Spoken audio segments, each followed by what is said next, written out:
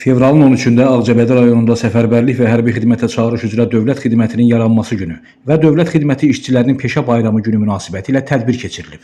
Ağcabədi rayon İcra Hakimiyyəti, səfərbərlik və hərbi xidmətə çağırış üzrə Dövlət Xidmətinin Ağcabədi rayon şöbəsinin birgə təşkilatçılığı ilə təşkil olunan tədbirdə rayon İcra Hakimiyyətinin başçısı Rafil Hüseynov, Yeni Azərbaycan Partiyası Ağcabədi rayon təşkilatı, hüquq mühafizə orqanlarının rəhbərləri, en saylı hərbi hissənin komandirləri, eləcə də səfərbərlik və hərbi xidmətə çağırış üzrə Dövlət Xidmətinin Ağcabədi rayon şöbəsinin kollektivi iştirak ediblər. Tədbir iştirakçıları ümummilli lider Heydər Əliyevin İcra Hakimiyyətinin inzibati binasının qarşısında ucaldılmış abidəsi önünə gül dəstələri düzərək ulu öndərə hörmət və ehtiramlarını göstəriblər.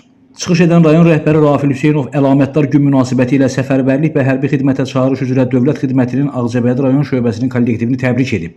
Onlara bundan sonraki peşə fəaliyyətlərində uğurlar arzulayıb. Bundan sonra xidməti vəzifələrini yerinə yetirərkən fərqləndiyinə görə bir qrup əməkdaş Ağcabədi rayon İcra Hakimiyyəti başçısının fəxri fərmanları ilə təltif olunublar. Sonda xatirə şəkilləri çəkilib. Gündüz Sevindik, Kənan İsayev, Aran Ağcabədi internet televiziyası üçün.